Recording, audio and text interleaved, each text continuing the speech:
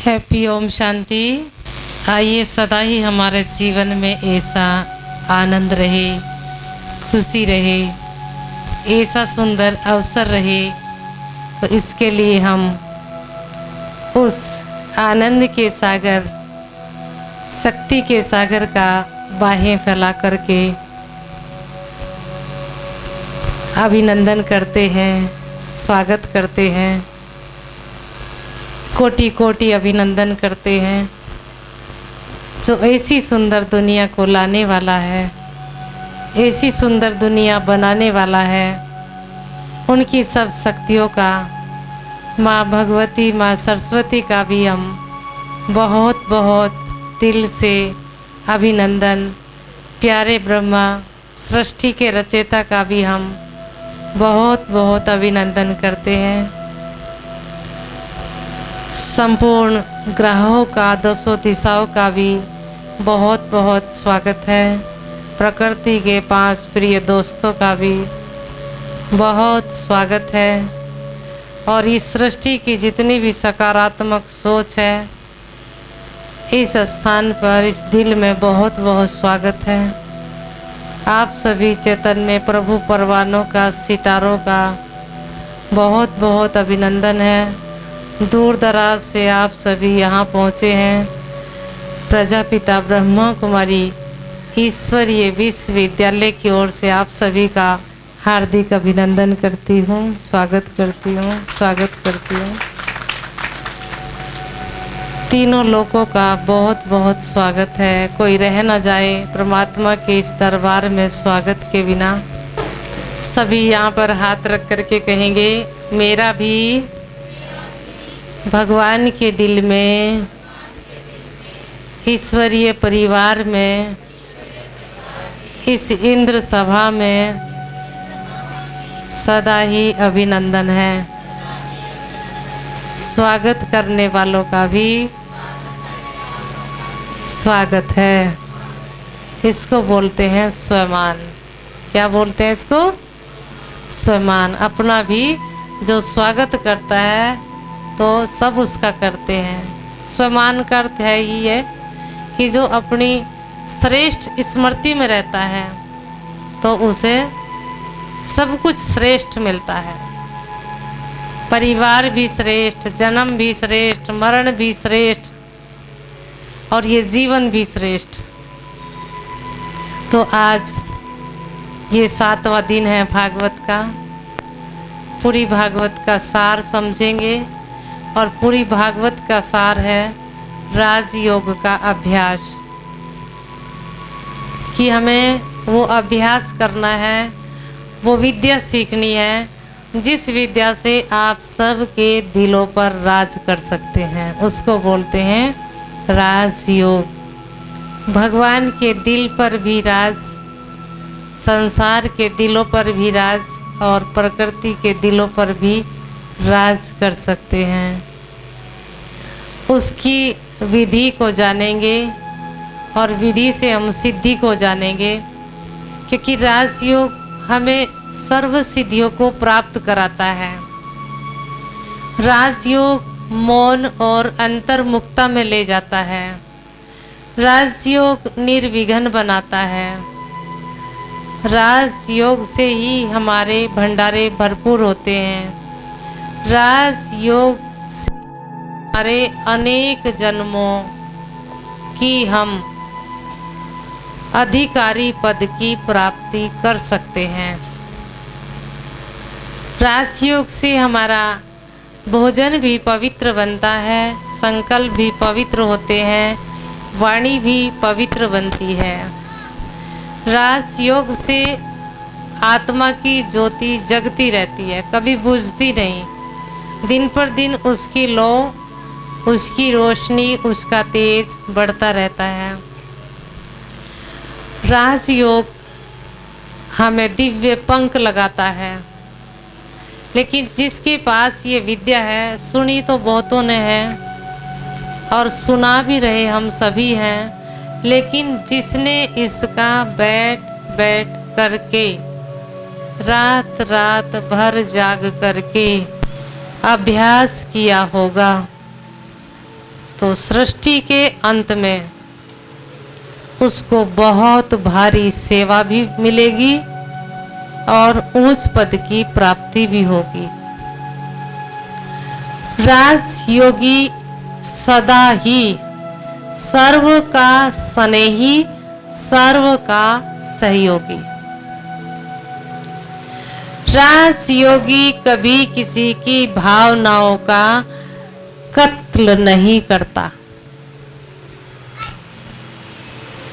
सबकी भावनाओं का ध्यान रखते हुए अपने जीवन को आगे बढ़ाता है। अगर थोड़ी देर के लिए हमारे हाथ कुछ बागडोर आ भी गई, माना भगवान ने मुझे इस स्थान के निमित्त बनाया, 10, 20, 50 लोग यहाँ पर आते हैं और उनको मैं अपने अंडर में कर लूं, उनको अच्छे रास्ते से भी रोक दूं, अच्छी जगह से भी रोक दूं, पुण्य कर्म करने से भी रोक दूं, उड़ना चाहते हैं उन्हें अपने जाल में फंसा करके रखूं, उन्हें अपने तक सीमित रखूं, तो यही दूसरों की भावनाओं का, इच्छाओं का कत्ल करना माना जाता है। अगर मजबूत पंख होंगे तो कोई भी मेरे बंधन में नहीं रहेगा, एक दिन न एक दिन वो उड़ जाएगा। अगर हम कोई उड़ना चाहता है, अपने पंखों को तोलता है, उड़ने से पहले क्या करता है पंछी? अपने पंखों को तोलता है कि मैं उड़ान भर भी सकूं, ना भर सकता है। अगर हम उसे थोड़ा सा शुभ भावनाओं की सहयोग और सपोर्ट दे देंगे तो पंछी उड़ करके अपनी मंजिल पर पहुंच सकता है, बहुत दूर जा सकता है, सागर को भी पार कर सकता है। राजयोगी बेहद की बुद्धि वाला। राजयोगी कभी किसी से कोई चाह, कोई शिकायत नहीं रखता। राजयोगी का किसी से कभी भी कोई संघर्ष नहीं होता, कोई राग, कोई द्वेष नहीं होता। राजयोगी अगर बात करता है तो सिर्फ अपने अनुभव की बात शेयर करता है, किसी को गिराने की बात नहीं, किसी के अवगुणों की बात नहीं, किसी की चर्चा नहीं। अगर आप राजयोगी हैं और राजयोग में भी नंबर 1 जाना चाहते हैं, सच्चे योगी बनना चाहते हैं, सर्व का सहयोगी बनना चाहते हैं, सर्व के प्रति आप अपने मन में प्रेम जागृत करना चाहते हैं, 7 दिन या 21 दिन आप 1 घंटा कोई भी समय निकाल करके, उसमें अमृत वेला तो है ही है, वो नहीं जोड़ना, नुमा शाम का भी है ही, वो नहीं जोड़ना। 7 दिन या 14 दिन या 21 दिन 1 घंटा भी वो मन बुद्धि को एकाग्र करके एक ही संकल्प लेकर के अभ्यास करें। जैसे मैं शक्ति का पुंज हूं, बस बार बार यही थॉट दे, मैं शक्ति का पुंज हूं, मैं शक्ति का पुंज हूं, यहाँ पर शक्ति का पुंज हूं, कंबाइंड होकर के बार बार एक ही संकल्प में टिकते टिकते मन एकाग्र हो जाएगा। और जब मन एकाग्र हो जाएगा तो आपको परमात्मा से आप शक्तियां ले सकते हैं, अपने में ट्रांसफर कर सकते हैं। राजयोगी को किसी को भी ये नहीं कहना पड़ता कि मैं आपके दिल में बसता हूँ। ऐसी हवा चलती है कि वो स्वतः ही सबके दिलों में भी और दिमाग में भी उतर जाता है। तो कहाँ तक हम राजयोगी बने हैं? कई बार शिव भगवान मुरलियों में कहते हैं, गीता ज्ञान में कहते हैं, आप सुनाते ही हो कि हम आत्मा हैं, ये इसका रियलाइज भी करते हो, ये इसका आपने अभ्यास भी किया है। तो ध्यान से सुनेंगे कि अगर हमारे जीवन में कोई विघ्न बाधा है, कोई दुख है, कोई समस्या है, क्योंकि श्रीमद् भागवत का ये निचोड़ है। वैसे तो 7 दिन में आपका वो समस्या दूर हो जाएगी। फिर 14 दिन करें, 21 दिन जरूर करें। सिर्फ 1 घंटा, एक ही समय, स्थान कोई भी कहीं भी जा सकते हैं। अगर कहीं जाना पड़ जाए तो कोई बात नहीं, लेकिन उस समय चाहे आप सफर में हो, कहीं भी हो, मौन हो जाए उस घंटे के लिए। अगर घर में करें तो एक ही स्थान पर, जिस स्थान पर बैठ करके करेंगे एक ही स्थान पर। अगर कहीं जाना पड़ गया तो कोई बात नहीं, आप जहां भी जाएं, लेकिन उस समय का आप ध्यान रखें कि उसी समय मुझे मौन रहना है, चाहे आप कहीं भी सफर में हो। फिर उसके बाद एक बहुत प्यार से आप चाहे 10 लोगों को बुलाकर अपना जो आपने अभ्यास किया, जो उससे प्राप्तियां हुई, जो विघ्न दूर हुए, उनके द्वारा आप दूसरों को फिर बुलाएं, उनको अपना अनुभव शेयर करें और उनको प्रसाद खिलाएं। भगवान को भी आमंत्रित करें और उसको भी बड़े प्यार से भोग लगाएं और फिर उस अपनी भट्टी को समापन करें। समापन का मतलब ये नहीं कि बस आपने किया आज पूरी हो गई, कुछ फिर उस दिन विशेष होना चाहिए। भले ही आप 4 लोगों को प्रसाद खिलाएं या 10 को बुलाएं या कोई प्रोग्राम रखें और उसमें अपना अनुभव शेयर करें। अनुभव हमारा दूसरों के लिए लिफ्ट का काम करता है। अनुभव संसार में एक नया इतिहास है। दूसरों के अनुभव, दूसरों की कहावत तो सुनी सुनाई सभी सुनाते रहते हैं, लेकिन आपका नया अनुभव इस सृष्टि पर कुछ न्यू करेगा, नया करेगा। अनुभव नया इतिहास रचेगा। और याद रखना, परमात्मा आए हुए नहीं हैं, आकर के काम पूरा करके जाने के लिए तैयार हैं और आपको जो भी लेना है उनसे अभी ही ले सकते हैं। ध्यान रखना, 3 चीज अपना काम करके जाती हैं सृष्टि पर, परंतु उनकी वैल्यू कभी कम नहीं होती।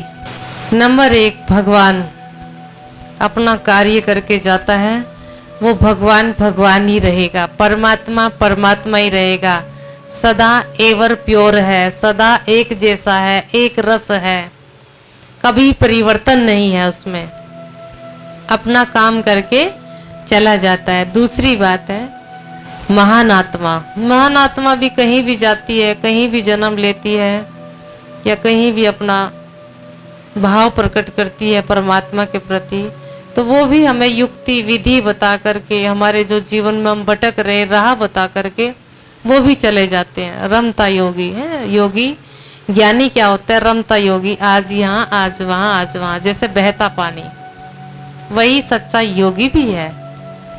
रमता योगी बहते पानी की तरह है, आज यहाँ कल कहाँ होगा। तो महान आत्माएं भी अपना काम करके सृष्टि पर से चली जाती हैं, परंतु उनकी वैल्यू कभी कम नहीं होती। उनका गायन और पूजन सदा होता है। जो सच्चे योगी होते हैं दिल से प्रभु से भी प्यार करते हैं, और जितना उससे प्यार करते हैं उतना ही वो उसकी प्रकृति से, उतना ही उसके संसार से करते हैं। क्योंकि भगवान भी किससे प्यार करता है? अपनी प्रकृति से, अपनी रचना से। कोई बाप से तो प्यार करे, बच्चे से ना करे, अच्छा नहीं होगा ना, अच्छा नहीं लगता ना। तो प्रकृति से भी प्यार हो से, पौधों से भी, फूलों से भी, मनुष्य आत्माओं से भी, उनके शरीरों से भी शुभ भावना हो। फिर तीसरी बात, एक है पैसा। पैसे से आज 2000 से सामान लो, उसका 2000 के नोट का सामान लो, ये नहीं उसकी वैल्यू कम हो गई, अगला भी उसे 2000 में ही चलाएगा। उदाहरण के तौर पर एक छोटा सा उदाहरण दे। भारत जब कंगाल हो गया, बेहाल हो गया, सभी देशों का गुरु, और सबने इसको नाम दे दिया भिखारी भारत। भारत की महिमा आज भी सभी के दिलों और दिमाग में गूंजती है कि भारत एक ऐसा देश है जहाँ इंसान तो क्या पत्थर भी पूजे जाते हैं, जहाँ गंगा को माँ कहा जाता है, जहाँ गाय को भी माँ कहकर के, गौ माता कहकर पुकारते हैं। वो एक ऐसा देश है, इतना सम्मान दिया जाता है वहाँ पर। पत्थर को भी ठाकुर कहकर के पुकारा जाता है, तो ये महिमा सभी के दिलों और दिमाग पर गूंजती है। एक बार एक विदेशी आया और उसने आकर के भारत की महिमा सुनी, और भारत की महिमा सुनकर के उसने भारत के दर्शन करने के लिए पहुंचा। पहुंचते ही उसे ठहरने की और खाने की व्यवस्था चाहिए थी, तो वो जगह जगह जा रहा था, उसे कहीं व्यवस्था नहीं मिल रही थी। तो उसको एक जगह दिखाई दिया कि यहाँ मेरी व्यवस्था हो सकती है। एक होटल पर पहुंचा, लेकिन इतना बुरा दिन चल रहा था कि रोटी भी खाने के लिए सब तरस रहे थे। तो उसके बाद उसने 2000 का नोट रखा और कहा कि मुझे ठहरने की व्यवस्था चाहिए। तो उस होटल वाले ने कहा ऊपर का जो भी कमरा हो पसंद कर लो। बहुत दिनों से खाली बैठा था, उसे बड़ा खुशी हुई। पैसा देखकर सबको खुशी होती है, क्योंकि ये सभी के बिगड़े हुए काम को बनाता है। इसको संपत्ति कहा जाता है, वैभव कहा जाता है, लक्ष्मी माँ कहा जाता है। लेकिन जो इसको माया बोलते हैं, जैसे लक्ष्मी माँ को गाली देते हैं, और जो माँ को गाली देता है उसको अच्छा नहीं माना जाता। माया नहीं, ये तो संपत्ति है। तो जैसे ही उसने उसको पैसा दिया और वो ऊपर कमरा देखने के लिए चला गया, लेकिन होटल वाला बहुत दिनों से खाली था, तो वो अपना पैसा लेकर राशन वाले के पास गया और उन्होंने कहा कि आज मुझे राशन दो, पिछला पैसा पकड़ो। उसने राशन भेज दिया। वो भी बहुत दिनों से दूध से उसके बच्चे भूखे थे, तो वो पैसा दूध वाले के पास लेकर कहा, कहने लगे आज दूध भिजवा देना, ये लो पिछला पैसा। फिर वो दूध वाला चारे वाले के पास गया कि आज चारा भिजवा देना और पिछले पैसे पकड़ो, आगे से शुरू करो हिसाब। चारे वाला भूखा बैठा था, वो होटल वाले के पास ही पैसा लेके पहुंच जाता है, कहते हैं आज मुझे भोजन देना, ये पिछले पैसे पकड़। उस दिन तो वास्तव में ही होटल पर भोजन बन रहा था। तो इतने में विदेशी उतर कर आता है और कहता है कि मुझे कोई कमरा पसंद नहीं, मेरे पैसे वापसी कर दो। तो उसने उसका 2000 का नोट उसको पकड़ा दिया और सबका धंधा चलता हो गया, और उतने में ही वो उसका नोट वापसी हो गया। उसकी वैल्यू कम हुई, सबकी कारोबार चलाता चला गया। इसी प्रकार से महान आत्माएं, देव आत्माएं भी क्या करती हैं कि सबके बिगड़े हुए जीवन को परमात्मा के दिए हुए ज्ञान से राह दिखाती है, रास्ता बताती है। तो अपना काम करके चले जाते हैं। अब हमें इस भागवत से क्या करना है। कल भी एक उदाहरण दिया गया था कि आप सुनने वाले हो या आप सुनाने वाले हो या आप करने वाले हो। रोज रोज कुछ ना कुछ आप सभी को होमवर्क दिया जा रहा है। आपने क्या किया, उसमें परिवर्तन किया अपने जीवन में कुछ? अगर नहीं किया हो तो करना है। आज हम सबको भी होमवर्क मिला था कि यहाँ पर सभी को 2 घंटा योग करना है, 15 मिनट यहाँ के लिए वाइब्रेशंस की शुभ भावनाओं के चेक देने हैं। तो सभी ने किया है, इसके लिए आप सभी को बहुत बहुत बधाई हो। तो आज हमारा प्रसंग है राजयोग।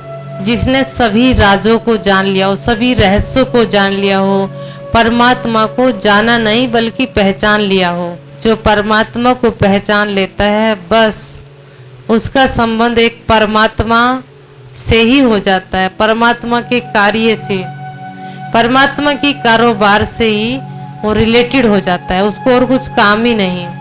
कहीं भी जाएगा भगवान के बुलाए पे, कहीं भी कुछ भी करेगा उसके बुलावे पर। तो आज हम राजयोग के बारे में जानेंगे कि राजयोग जैसे हम अभ्यास करते हैं, ये अभ्यास की चीज है, लंबे समय तक अभ्यास की चीज है।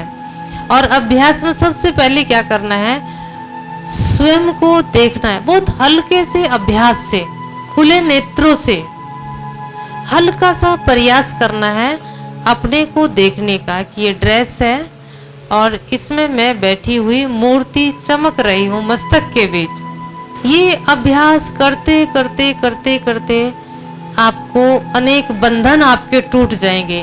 कितने भी आपके बंधन हैं, चाहे आपको घर का बंधन है, समाज का बंधन है, लोक लाज का बंधन है या कर्मों का बंधन है, जितना आप आत्मा पर फोकस डालेंगे उतना आपकी गरीबी, आपकी हर समस्या मिटती चली जाएगी। उतना मन बहुत शक्तिशाली, और शक्तिशाली मन बिल्कुल शांत होता है। कमजोर मन हमेशा भागता रहता है। जैसे अशांत व्यक्ति क्या करता है, दौड़ता रहता है, और शांत व्यक्ति सदा ही शांति में रहता है। तो इसी प्रकार से जितना हम इस अभ्यास को बढ़ाएंगे लंबे समय तक, बहुत लंबे समय तक, जितने लंबे समय तक बढ़ाएंगे उतने ही लंबे समय तक आप राज करेंगे सृष्टि के ऊपर। भगवान के दिल का भी राजा बच्चा बनेंगे।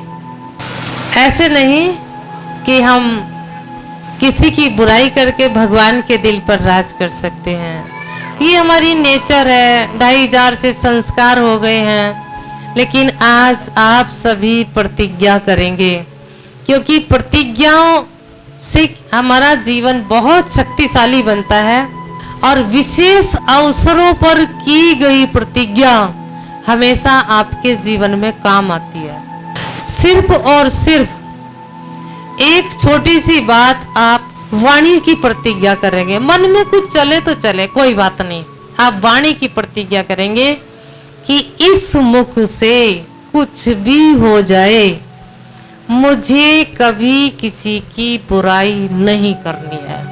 करो प्रतिज्ञा। अंदर कुछ चले, चलने दो, कोई बात नहीं। अंदर जो चल रहा है उसे अंदर वाला अपने आप देख लेगा। लेकिन एक बाहर की प्रतिज्ञा करें। आज बाहर की जो क्रिया है उसको बंद करें। भगवान भी कहते हैं, शिव भगवान वास, तेरे मन में उल्टा पुल्टा चलता, कोई बात नहीं बच्चे, कोई बात नहीं। क्यों कोई बात नहीं? फिर कोई बात नहीं तो फिर क्या बात है? लेकिन तो उसको क्रिया में मत लाना। तो उल्टा पुल्टा चल रहा है, चाहे वो विकार के संकल्प हो, क्रोध के संकल्प हो, या बुराई के संकल्प, कोई बात नहीं, उसको क्रिया में मत लाना, सब ठीक हो जाएगा। क्या कहा? सब ठीक हो जाएगा।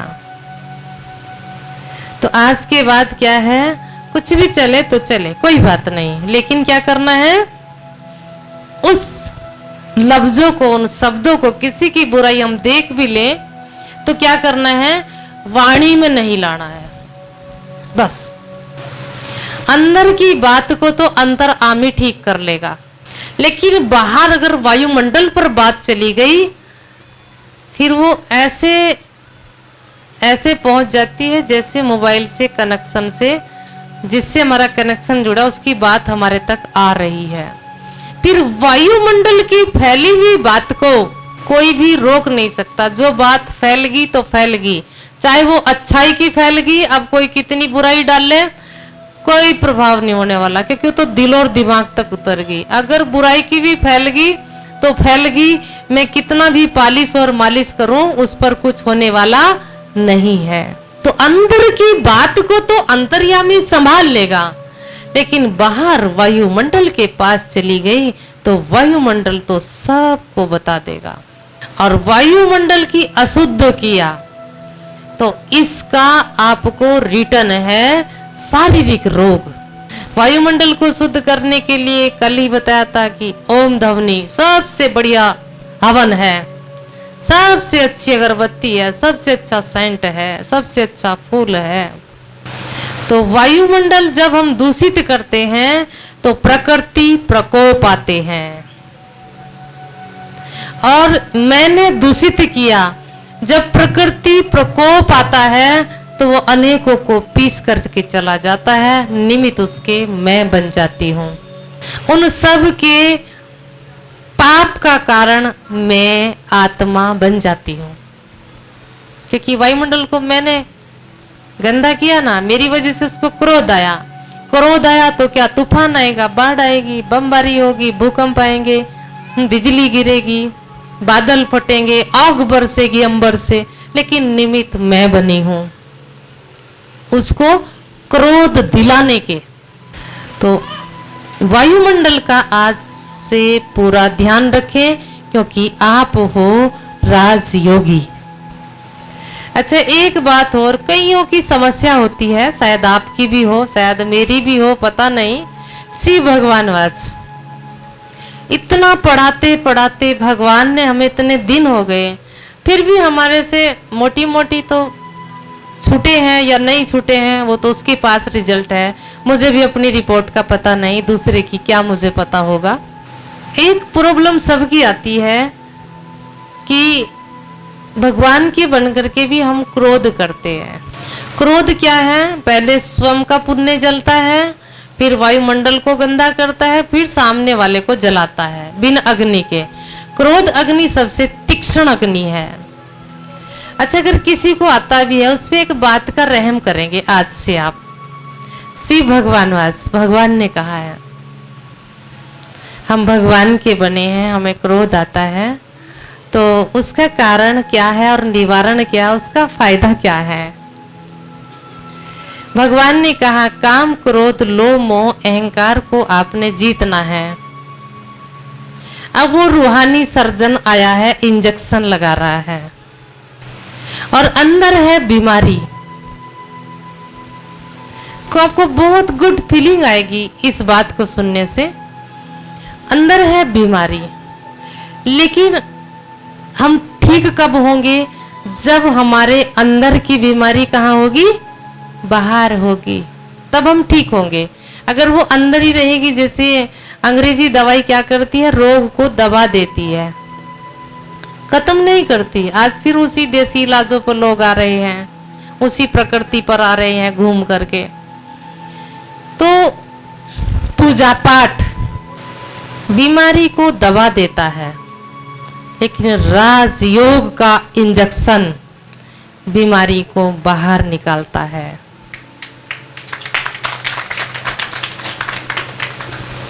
कई बार डॉक्टर भी कहता है कि आप घबराना मत, आपको जो बीमारी है ना, ये थोड़ा बढ़ेगी दवाई के बाद, लेकिन फिर आराम हो जाएगा, सदा के लिए आप ठीक हो जाएंगे।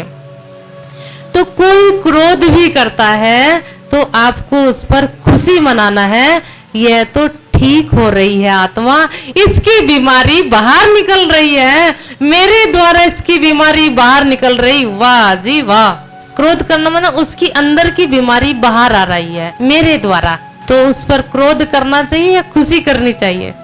ये आत्मा स्वस्थ हो गई, अंदर की बीमारी बाहर आ गई, ये आत्मा क्या हो गई? उसी सेकंड अगर आपने ये संकल्प किया तो क्या होगा? आत्मा स्टॉप, वह दूसरा लफ्ज बोल नहीं पाएगी आपके संकल्पों से।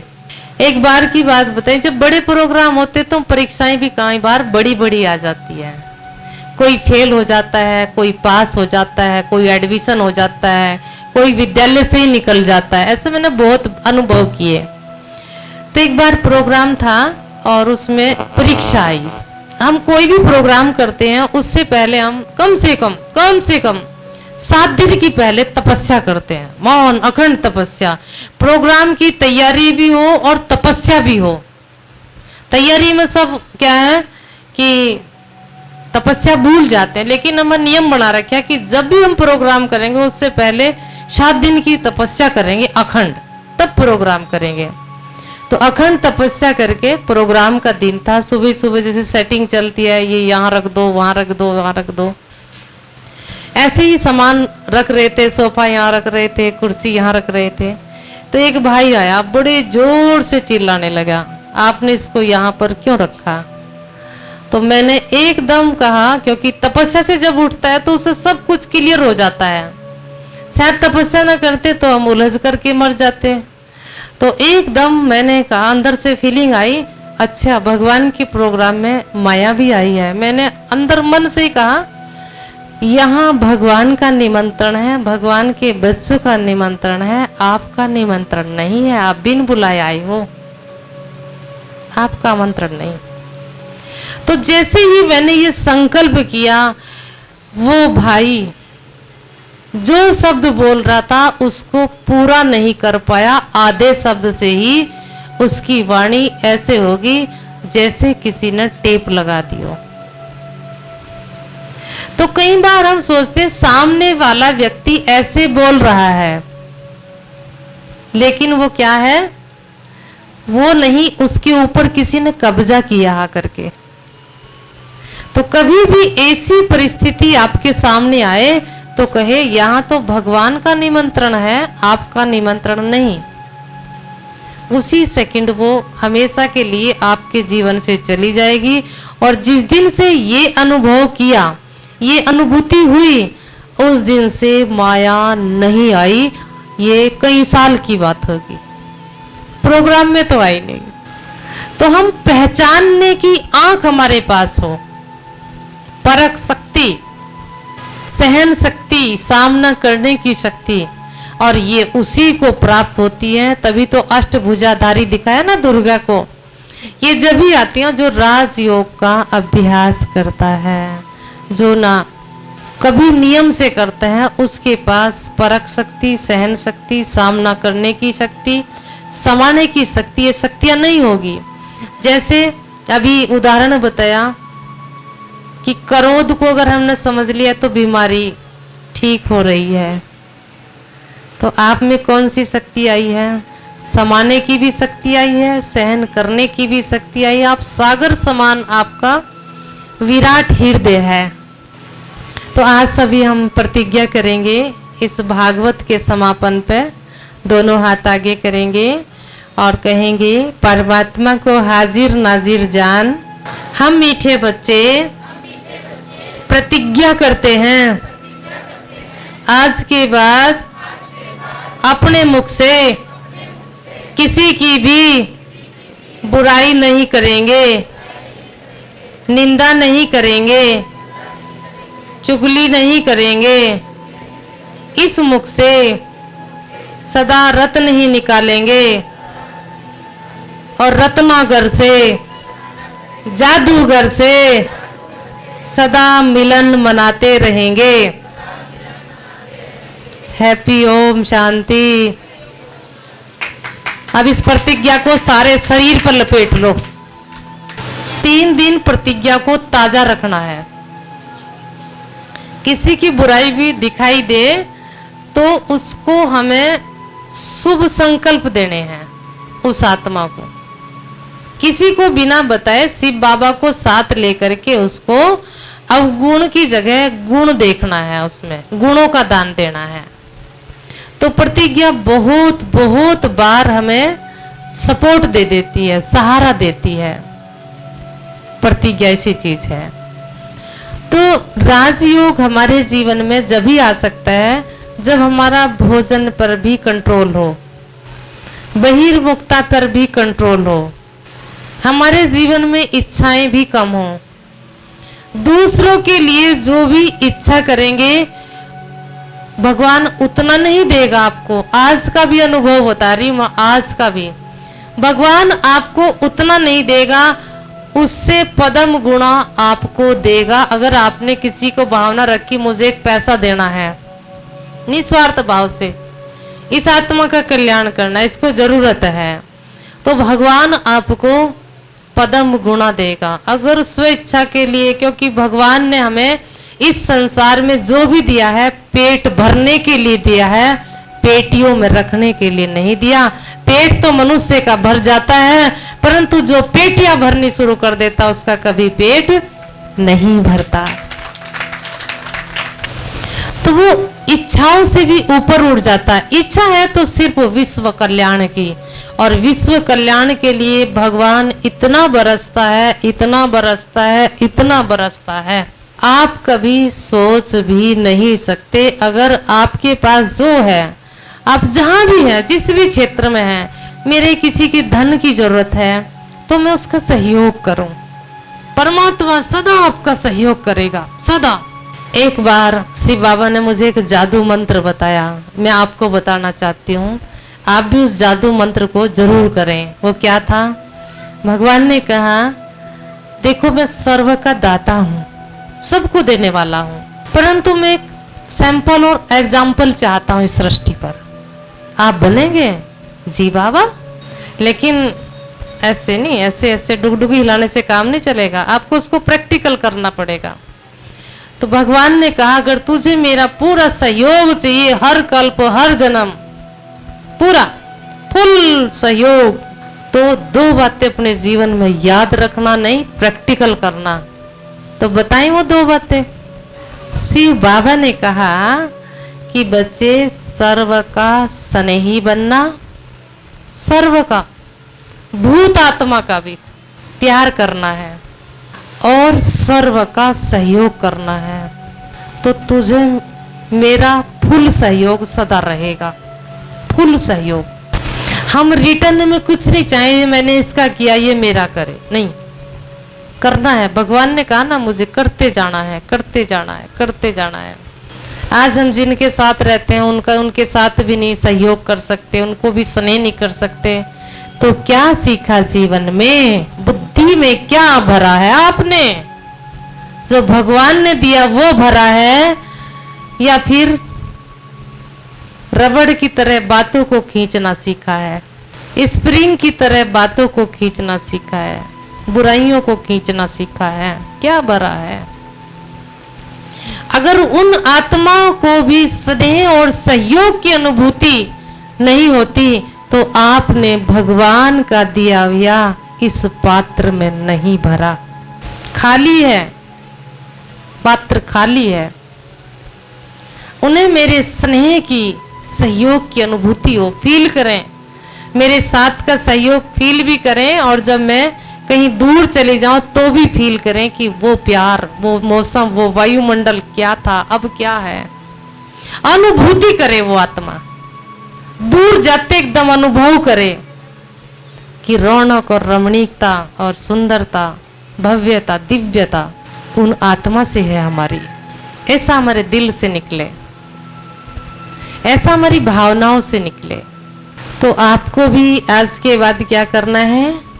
सर्व का स्नेही और सर्व का सहयोगी बनना है। लेना लेना नहीं, देना ही देना है। तो उसको परमात्मा से सदा ही प्राप्त होता है और होता रहेगा, वरदान है उसका। तो जो भी आपके पास समय, श्वास, संकल्प जो भी बचा है, इसको प्रभु अर्पण कर दें, इसको परमात्मा को अर्पित कर दें। मेरा एक एक श्वास विश्व कल्याण के लिए हो। राजयोग यही है कि अपने अंदर शुभ थॉट चलाएं, शुभ चलाएं, जितना भी हो शुभ चलाएं। बहुत हाई लेवल के संकल्प करें। भगवान ने कहा उसी के ऊपर मैं काम करता हूँ जो अपने अंदर हाई लेवल के संकल्प चलाएगा। जिसके संकल्प ही छोटे मोटे हैं उस पर क्या काम करूं? तो सिर्फ और सिर्फ हमें इस संगम पर संकल्पों की रचना रचनी है। दुनिया का सबसे लो क्वालिटी का व्यक्ति क्यों नहीं है आप, लेकिन संकल्पों की रचना रचनी शुरू करें। आप दुनिया के क्या तीनों लोकों में नंबर 1 व्यक्ति होंगे, नंबर 1 संकल्पों की रचना से। तो राजयोग का जब अभ्यास करते हैं तो श्रेष्ठ संकल्पों की रचना होती है, और जैसी रचना वैसा ही हमारे क्या होता है, वैसी हमारी रचना होती है। मतलब हम वैसी ही दुनिया बना रहे हैं, वैसा ही संसार बना रहे हैं। तो ये राजयोग का अभ्यास, और राजयोग के ऊपर एक क्लास है माइंड प्रोग्राम। आपके माइंड का प्रोग्राम क्या है? आप माइंड को क्या प्रोग्राम दिया है? अभी अभी क्या प्रोग्राम दे रखा है? तो जिस दिन आप माइंड प्रोग्राम की क्लास सुनेंगे उस दिन तो फल ही फल है, मेहनत है नहीं, फल ही फल है। और भागवत अपने जीवन में करना, कराना, सुनना, सुनाना इस सृष्टि पर एक सोने का बाग लगाकर जाने के बराबर है। जैसे आपने सोने का बाग लगाया, मतलब शरीर भी सोने का, मन भी सोने का, प्योर सोना। आपकी दुनिया भी सोने की होगी, जहां आराम ही आराम होगा, जहां सोना ही सोना होगा, जहां सब प्योर होगा, एकदम कीमती होगा।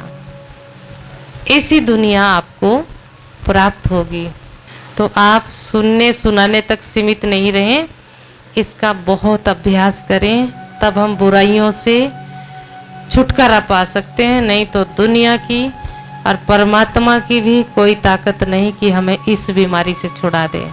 परमात्मा ने हमें विधि दी है, युक्ति दी है कि साइलेंस से, मेरी याद से और आप अपनी याद से, अपनी याद से, मेरी याद से, साइलेंस से, एकाग्रता से, एकांत से, अंतर्मुखता से आप विजय को प्राप्त कर सकते हैं। जिसको एकांत बहुत पसंद हो तो प्रभु पसंद है। आज जब समापन होगा आप सभी 3 मिनट के लिए मेडिटेशन रूम में जाएंगे और कोई पर्सनल मुलाकात से प्रतिज्ञा जरूर करना। शरीर के रोगों की चर्चा कैंसिल, चर्चा ही कैंसिल तो रोग भी कैंसिल। आज के बाद मेरा किसी के साथ भी कुछ भी ऊंच नीच है, सौदा कैंसिल। मेरी तरफ से कोई एक्शन का रिएक्शन नहीं। अब मैं न्यूट्रल, एकदम न्यूट्रल, कोई विचार ही नहीं उसका मेरे पर, जिसके साथ मेरा बहुत हिसाब किताब था। तो इस संसार में जीवन जीने के लिए सभी बातें मेरी पसंद नहीं होंगी, सब मेरी पसंद का कार्य नहीं करेंगे, सब मेरा जैसा नहीं होंगे। कुछ देखे को अनदेखा करना पड़ेगा, कुछ सुने हुए को अनसुना करना पड़ेगा, कुछ बातों के सौदे को कैंसिल करना पड़ेगा। आपके पास पावर होते हुए भी आपको उस बात से, उस काम से मुख मोड़ना होगा। उस व्यक्ति को भगवान के भरोसे आपको छोड़ना ही होगा। मैंपन को खत्म करना होगा। अगर जीवन बहुत अच्छा, सरल, श्रेष्ठ आप चाहते हैं, बहुत ही हाइलाइट जीवन, तो कुछ सौदे आपको आज ही कैंसिल करने पड़ेंगे, अपने आप को मोड़ देना पड़ेगा। उस बात को लेकर के भगवान पर छोड़ना होगा। अब मेरे बस की बात नहीं है, छोड़ दो, अभी छोड़ दो ना, छोड़ दो, मुट्ठी बंद करके छोड़ दो। अब मेरे बस की बात नहीं है किसी को सुधारना, संवारना, शिक्षा देना। तू सबसे बड़ा शिक्षक है, अब तो तू दे, अब तो तू दे, मेरे बस की बात नहीं है। हो जाओ समर्पण, कर लो अपने हाथ खड़े। जब कोई समर्पण करता है तो अपने दोनों हाथ खड़े कर लेता है। यहाँ 21 बहनों का समर्पण नहीं, यहाँ तो पूरा गलो बैठा भगवान को समर्पित होने के लिए। हम सब भगवान को समर्पित हैं। जैसे ही कोई अपने दोनों हाथ खड़ा कर लेता है, जब युद्ध होती है, और युद्ध में 2 चीज होती हैं, या तो समर्पण कर ले तो जिंदा रहेगा, तो जीता रहेगा, आयुष्मान भव, या फिर मरना मंजूर कर ले। लेकिन जो समर्पण कर देता है, हथियार को गिरा देता है, अपने हाथों को खड़ा कर लेता है, तो उसको कभी बंदी नहीं बनाया जाता, उसके लिए कभी कोई सजा भी नहीं होती, बल्कि उसका पूरा ध्यान रखा जाता है। अब ये हमारे परिवार का सदस्य, हमारा दुश्मन नहीं। ऐसा युद्ध के नियम होते हैं। तो ये संसार में क्या चल रही है, हमारी युद्ध चल रही है, जिसको हम जानते भी नहीं, मिले भी नहीं, व्यवहार बर्ताव भी नहीं किया, उसके बारे में हम क्या क्या बोल रहे हैं, ये महापाप बन जाता है। किसी को बरतने के बाद भी कई बार आंखें और कान धोखा खा जाते हैं। ये ऐसा कर्मों का गहन रहस्य है। श्रीमद् भागवत, परमपिता परमात्मा का सत्य ज्ञान। एक छोटा अनुभव आपको बताएं कि हम कैसे धोखा खाते हैं। एक बार हमारे पड़ोस में थे, तो वो बहुत शराब पीते थे और अपनी पत्नी को गाली देता थे, बहुत ज़्यादा मार पिटाई करते थे। तो वो बहुत अच्छी थी, बहुत ही अच्छी, पूजा पाठ वाली और अतिथि का स्वागत करने वाली, सारा काम करने वाली, और बहुत ब्यूटीफुल, देवी के समान। तो सब कहते थे कि बेचारी कहाँ फंस गई, कितनी अच्छी है, सबकी दुआएं उसके प्रति निकलती थी। तो रोज़ उनके घर में कई बार पिटाई करता था उसका पति। तो एक बार उसने उसकी इतनी पिटाई करी, इतनी पिटाई करी कि वो पिटाई करते करते व्यक्ति थक गया, और थकने के बाद वो रखा हुआ था एक तसले में अग्नि भरी, पहले चूल्हा जलाते थे, तो जब उसको कोई और चारा नहीं चला, उसने उठा करके उसके ऊपर डाल दिया अग्नि को, अग्नि के भरे तसले को। और हम ऊपर छत पर रहते थे, वो नीचे रहता था, 2 मंजिल पर रहते थे। तो अगर कोई देखता भी था उनकी लड़ाई तो उसको तो छोड़ देता था और उसको वहीं आकर मारता था, उनकी लड़ाई भी नहीं कोई देख सकता था। तो हमारे वहाँ पे एक जाली लगी हुई थी, हम जाली में चारपाई पे चढ़कर वहाँ को देखते थे सीन। तो मैं वो सीन देख रही थी, लेकिन अंदर अंदर बहुत प्यार, मतलब उसको दुआएं दे रही थी। तो क्या हुआ, जब उसने अग्नि का तसला फेंका तो मेरी चीख निकली बड़ी जोर से, चिल्लाई मैं, डर गई जैसे छोटा बच्चा घबरा जाता है। उसके बाद मैं अपनी पूजा रूम में गई। मैं गणेश जी की पूजा बहुत करती थी बचपन से ही, बस ये कहती थी कि मुझे ना बुद्धि चाहिए और कुछ नहीं चाहिए, अपने जैसा बना लो, मैं शिव का पुत्र बनना चाहती हूँ, शिव का बच्चा बनना चाहती हूँ। तो जैसे ही मैं वहाँ से दूसरे रूम में गई तो हर जगह गणेश की फ़ोटो, टीवी के ऊपर भी एक मिट्टी की फ़ोटो रखती थी। जैसे ही मैं घुसने लगी रूम के अंदर, पहले तो उसके कान पकड़ लिया और उसको ऐसे पकड़ के हिलाया, आप सब कुछ देखते रहोगे। मुझे पक्का पता था कि ये सब कुछ देख रहे हैं और जानते भी सब कुछ है और कर भी सकते सब कुछ हैं, इतना भगवान पर विश्वास था। तो उसके कान पकड़ के जब हिलाए कि देखते ही रहोगे क्या हो रहा, कुछ कर नहीं सकते, ताकत नहीं है क्या। तो एक आवाज़ आई बस, और मैं ठंडी लाल हो रही थी ना भगवान के ऊपर, ठंडी जैसे बर्फ़ की सिल्ली रख दियो। उसके बाद मैं मंदिर में जाकर बैठ गई, बस मेरे को ठंडा किसने कर दिया। फिर मुझे आवाज़ आई, मतलब उस पर तरस आ रहा था, बहुत हृदय मेरा भर के आ रहा था। तो भगवान ने कहा आप सुनना चाहते हो, देखना चाहते हो। मैंने कहा मैं तो देखना चाहती हूँ, राज क्या है। अच्छा आंखें बंद करो, आंखें बंद करी, अच्छा बस आंखें बंद करी। यहाँ से टक से एक स्विच खुला, एक सीन सामने आया कि 3 जन्म पहले उनका वही रिश्ता था, पति पत्नी का ही, लेकिन वो भी ऐसे ही शराब पीती थी और अपने पति को कुल्हाड़े से ऐसे पीस पीस करके काट रहे, ऐसे पीस पीस होते जा रहे। मैंने यहाँ टांगों तक तो देख लिया, पैर का अलग, फिर टांग के छोटे छोटे पीस, और वो बहुत चिल्ला रहा, लेकिन वो उसने पकड़ के उसको पीस पीस करती जा रही थी। जैसे मैंने यहाँ तक देखा, मैंने कहा बस करो भगवान, बस करो, अब तो इसकी टांगे काट ले तो भी कम है। अंदर से ऐसी आवाज़ निकली, अब तो इसकी टांगे भी खत्म कर दे, टांगे भी काटे तो भी कोई दुख नहीं, क्योंकि इसने इस पर रहम नहीं किया। और फिर कहा कि इसने 3 जन्मों के बाद इतनी तपस्या करी, इतनी कष्ट उठाए इसने, इतने कष्ट उठा कर इसने अच्छे काम करके दुआएं कमाई, तो आज इसका ये वाला सीन होने वाला था, ऐसा इसका होने वाला था। लेकिन इसकी तपस्या और दुआओं ने बस ये पिटाई होकर के रहेगी, इसकी टांगों पर डंडे डंडे ही लगे हैं, काटा नहीं इसने। तो महान कौन है, पीटने वाला या पीटने वाला?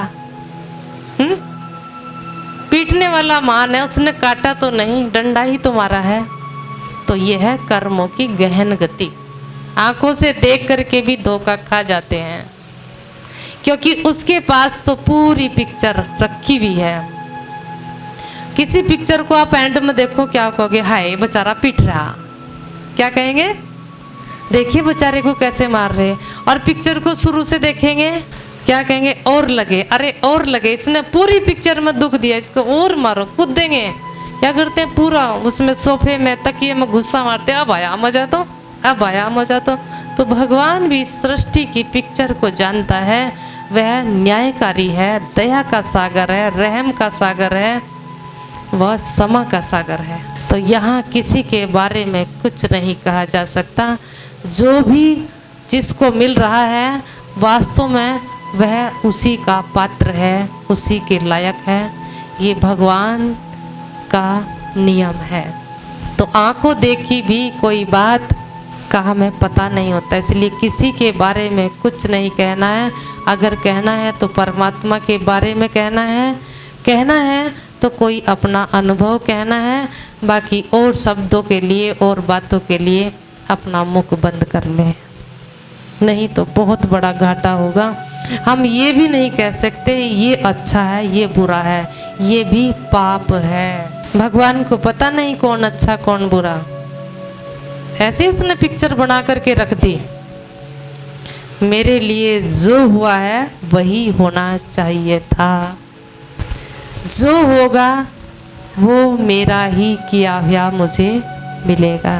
तो इसलिए आज के बाद शिकवे शिकायत ख़त्म। बस अपने जीवन में यहाँ 7 दिन की भागवत सुनी है, तो 7 दिन 1 घंटा रोज़ आप योग करेंगे तो ये आपको नहीं, पूरे सृष्टि को, पूरे संसार को फलीभूत होगा आपका ज्ञान, और आपका ये जीवन, आपका ये जो भी मिला है श्वास और संकल्प, पूरी सृष्टि को इसका लाभ होगा।